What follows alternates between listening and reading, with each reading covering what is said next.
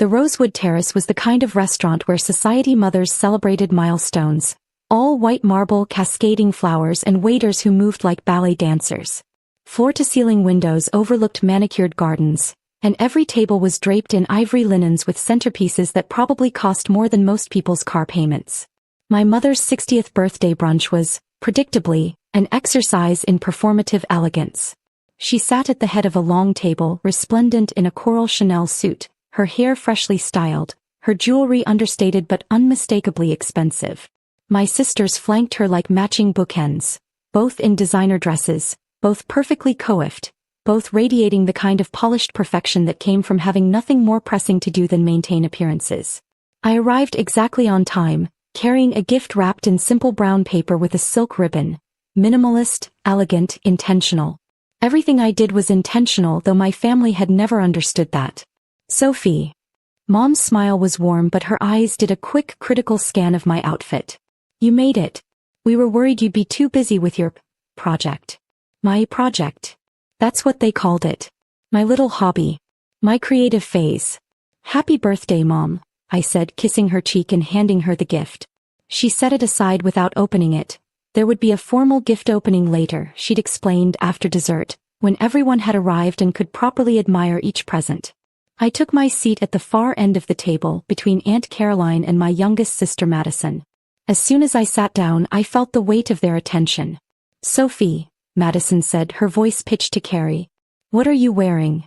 I glanced down at my outfit. Perfectly fitted raw denim jeans with an artfully faded wash, and a simple white cotton shirt with French seams and mother-of-pearl buttons.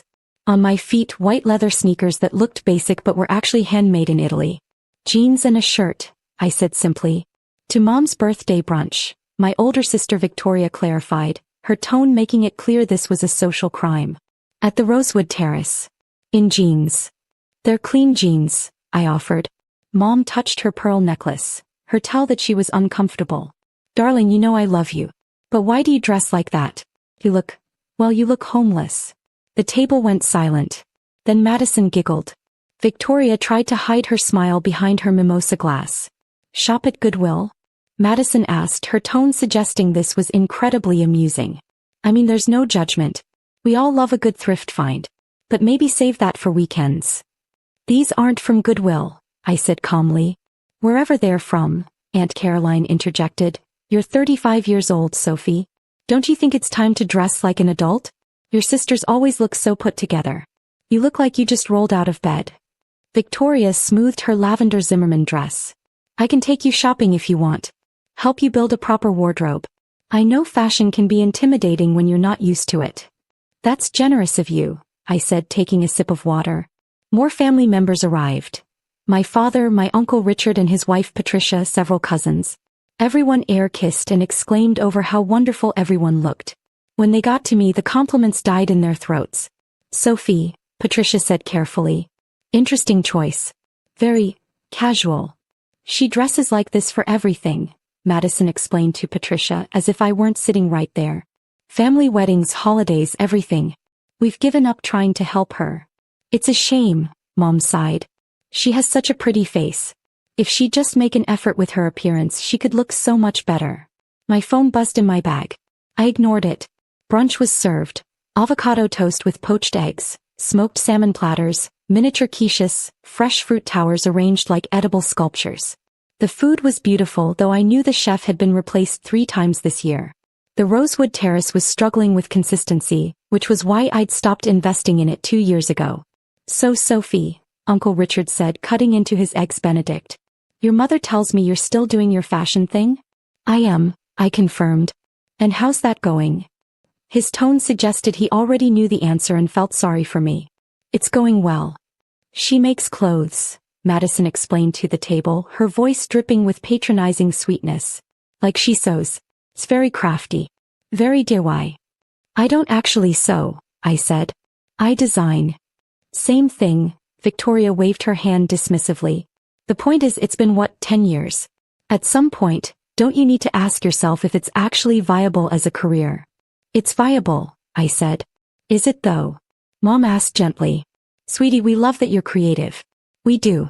But you're living in that tiny studio apartment. You never go on vacation. You wear the same clothes constantly. We just worry that you're struggling and too proud to tell us. I'm not struggling, I said. You don't have to be embarrassed, Aunt Caroline said. We all have different levels of success. Some people are meant for creative pursuits, even if they don't pay well. There's value in that. Value in poverty? Victoria laughed. Let's be honest. Sophie is barely scraping by. Look at how she dresses. Look at where she lives. This fashion thing clearly isn't working. Maybe it's time to consider alternatives, Dad suggested. He'd been quiet until now, focused on his food. Get a real job with benefits. A salary. Build some security. I have security, I said. Madison snorted. Sophie, you wore the same jeans to Christmas last year. And Easter. And probably 5 other family events. That's not security. That's poverty. Maybe she only owns 1 pair of jeans, Patricia whispered to Richard, though her whisper carried across the table. My phone buzzed again. I pulled it out and glanced at the screen. A text from Alessandro. Asterisk landing in 20 minutes. The collection needs your approval before we ship to Paris. Can we come to you? Asterisk. I typed back. Asterisk yes. I'm at the Rosewood Terrace. East private dining room. Asterisk. Are you seriously on your phone? Victoria demanded. This is Mom's birthday. Work call, I said, setting my phone on the table. Work. Madison made air quotes. Right. Your very important fashion work. It is important actually, I said.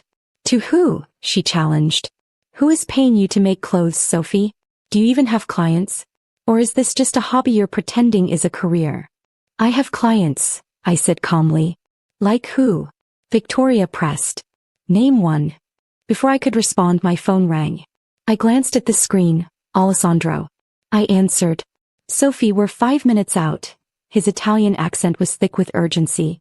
The Paris show is in 4 days. We need your final approval on 17 pieces. I know it's your mother's birthday, but this cannot wait.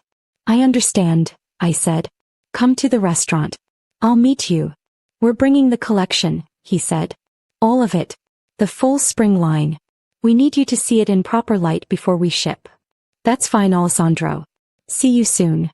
I hung up and looked at my family. They were all staring at me with various expressions of confusion and pity. Who was that?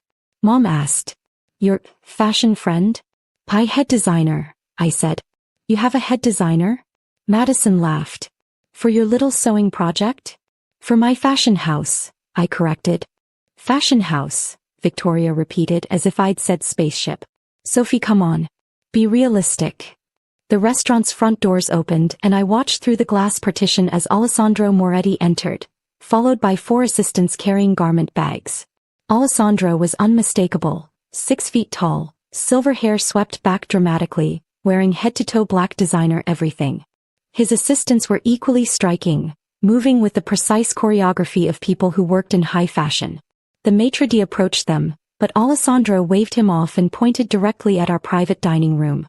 He swept toward us like a force of nature, his assistants following in perfect formation. The dining room door opened. Miss Laurent. Alessandro's voice boomed across the room. Forgive the intrusion, but Paris Fashion Week needs your final approval. We have the collection ready for shipping, but you must see it first. You must confirm every piece. He stopped at the head of the table, his assistants flanking him with the garment bags. He finally seemed to notice the family gathering, and his expression shifted from urgency to apology. My deepest apologies, he said, his accent thick. I did not mean to interrupt a family occasion. But you understand, Ms. Laurent, the show is in 4 days. Vogue is sending Anna Wintour herself.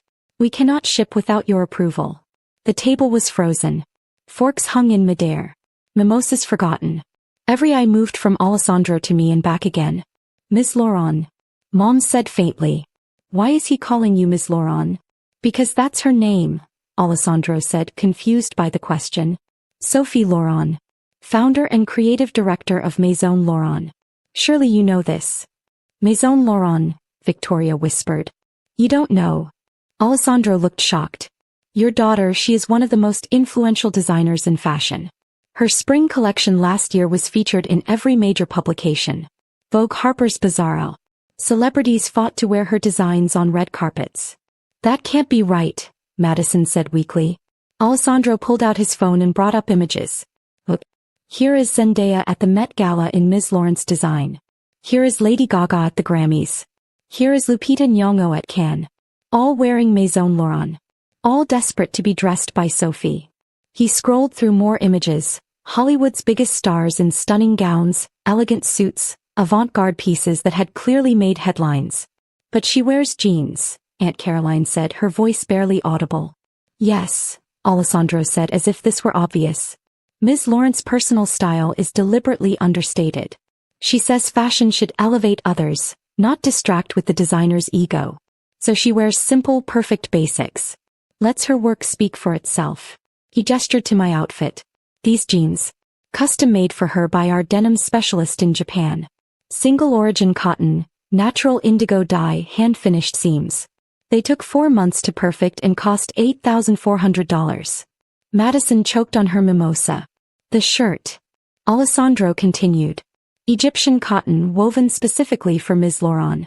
French seams, hand-stitched buttonholes, mother-of-pearl buttons sourced from Australia. That shirt cost $3,600. And the shoes. Victoria said faintly. Handmade in Florence by a master craftsman who only takes 3 commissions per year. Ms. Laurent is one of his select clients. Those shoes cost $2,200. Alessandro smiled. Her homeless outfit costs $14,200. More than most people spend on an entire wardrobe. Mom's face had gone completely white. But I thought. Aunt Caroline couldn't finish the sentence. You thought she was poor, Alessandro said bluntly. He thought she was failing. But she is one of the most successful young designers in the industry. Maison Laurent generated $340 million in revenue last year. This year, we project $425 million. The silence that followed was absolute. One of Alessandro's assistants spoke up, a young woman with a French accent. Shall we show them the collection, Ms. Laurent? They should see what you've created. I nodded. The assistants unzipped the garment bags with practiced precision. One by one they pulled out pieces from my spring collection. Flowing silk gowns, structured jackets, deconstructed suits, dresses that looked like wearable art. Each piece was a masterclass in design, construction, and innovation. This piece, Alessandro held up a stunning emerald gown, has been requested by 3 different actresses for the Oscars. We had to tell 2 of them no because Ms. Laurent believes in exclusivity. Only one woman will wear this design. And this, another assistant showed a tailored suit in soft gray wool, is already sold. Pre-ordered by a Fortune 500 CEO who attended our last show. She paid $32,000 for it. Didn't even ask the price. Just said she had to have it. Victoria was staring at the clothes with something like hunger in her eyes. These are incredible. They are Ms. Laurent originals, Alessandro said with pride. Every piece in this collection represents months of work. Sketches, fabric selection, pattern making, fittings, refinements. Ms. Laurent oversees every detail personally. She is not a designer who puts her name on other people's work. She is an artist. How long? Dad asked quietly. How long have you been doing this? 12 years, I said. Started with a small collection of 6 pieces. Showed them at a tiny gallery in Brooklyn. 3 sold. I took that money and made 12 more pieces. Then 24. Built slowly, carefully, with absolute attention to quality. 12 years, Mom repeated. You've been running a fashion house for 12 years and you never told us? You never asked, I said simply. You saw how I dressed and made assumptions. You decided I was failing without ever asking what I was actually doing. But we could have helped, Madison protested. We could have supported you. Could you? I challenged. Really? Think about every family gathering for the past 12 years. What did you say to me? Get a real job. Stop playing dress up. This fashion thing isn't working. Would any of you have supported me if I'd told you what I was building? No one answered. The maitre d' appeared at the door looking flustered. Ms. Laurent, I apologize for the interruption, but there are reporters outside. Fashion journalists. They somehow heard you were here and want a statement about Paris Fashion Week. Reporters, Aunt Patricia breathed. Tell them I'm having brunch with my family, I said to the maitre d'. No statements today. They can contact my publicist tomorrow. You have a publicist, Victoria said hollowly. I have a full PR team, I corrected. Also a marketing director, a brand manager, a CFO, and a staff of 47 people across design, production, and retail operations. Alessandro checked his watch. Ms. Laurent, we really must have your approval. The shipping window closes in 3 hours. Show me, I said. For the next 20 minutes, my family watched silently as I reviewed each piece in the collection. I examined seams, checked fabric drape, tested button tension, studied how light played across different textures. I approved 14 pieces immediately and requested minor alterations to 3 others. The silk on this one, I said, holding up a midnight blue gown. It's pulling slightly at the waist. Recut the pattern. Drop the seam by half a centimeter. Yes, Ms. Laurent, one of the assistants made notes on her tablet. And this jacket, I indicated a structured blazer. The shoulder line isn't quite right. Too much structure. I want it softer, more organic.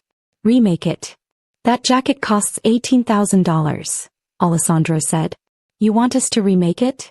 I want it perfect, I said firmly. We don't ship anything that isn't perfect. That's why Maison Laurent has a reputation for excellence. Remake the jacket. Of course, Ms. Laurent. After I'd reviewed everything, Alessandro's team packed up the garments with reverent care. You will fly to Paris? Alessandro asked. For the show. Day after tomorrow, I confirmed. I've cleared my schedule for the week. First class as always, he smiled. The hotel has prepared your usual suite. And Bernard at Café de Flore is excited to see you. He says you are his favorite designer because you actually eat his food instead of picking at it like the other fashion people. After they left, the dining room felt very quiet. My family stared at me like I'd grown a second head. Paris Fashion Week, Mom said slowly. You're showing at Paris Fashion Week. I've shown there for the past 7 years, I said. Also New York, Milan, and London. I do 4 major shows per year, plus occasional special presentations. The gift, Madison said suddenly, looking at the wrapped package I'd brought. What did you get, Mom? Open it, I suggested. Mom's hands trembled as she unwrapped the brown paper. Inside was a garment box with the Maison Laurent logo embossed in gold. She lifted the lid carefully. Inside was a coat, cashmere in the softest dove gray, with a sculptural collar and hand-stitch details. It was elegant, timeless, the kind of piece that would look as perfect in 20 years as it did today. I made it specifically for you, I said. Took your measurements from the dress you wore to Victoria's wedding last year. Had our master tailor construct it over 3 months. It's one of one. No one else will ever have this coat. Mom lifted it out and I watched her realize the quality, the weight of the fabric, the precision of the stitching, the way it moved like liquid. How much? She whispered. It's not for sale, I said. I made it for you. For your 60th birthday. Because you're my mother and I love you even when you think I dress like a homeless person. She started crying. Full, gasping sobs that shook her shoulders. I'm so sorry. I'm so sorry, Sophie. I had no idea. We all had no idea. No, I agreed. You didn't. Victoria pulled out her phone, typing frantically. Oh my God. Maison Laurent. There are hundreds of articles. Fashion magazines, business publications, celebrity profiles. Blake Lively wore your dress to the premiere last month. Emma Stone wore your suit to the press junket. How did we not know? Because you weren't paying attention, I said gently. You were too busy judging my jeans to ask what I did for a living. But you live in that tiny apartment, Madison protested. Why would you live there if you're making millions? Because I don't need a mansion to be happy, I explained. That studio apartment is in the garment district, 3 blocks from my atelier. I can walk to work in 5 minutes. It's practical. Plus, every dollar I don't spend on unnecessary luxury goes back into the business. Into better fabrics, better craftspeople, better designs. You could afford anything, Aunt Caroline said. Anything at all. I can, I agreed. Which is why I choose to spend my money on what matters. Creating beautiful things, employing talented people, building something meaningful. Not impressing people with designer labels and expensive cars. The irony, Dad said, a strange smile on his face. You're a fashion designer who doesn't care about fashion. I care about fashion, I corrected. I just don't care about fashion as status symbol. I care about fashion as art, as craft, as expression. That's different. The waiter appeared with dessert, an elaborate birthday cake with 60 candles. As it was set in front of Mom, I noticed her eyes were still on the coat. Will you help me try it on? She asked quietly. I stood and helped her slip into the coat. It fit perfectly, skimming her shoulders, falling to exactly the right length, moving with her body like it had been grown rather than made. Because in a way it had been.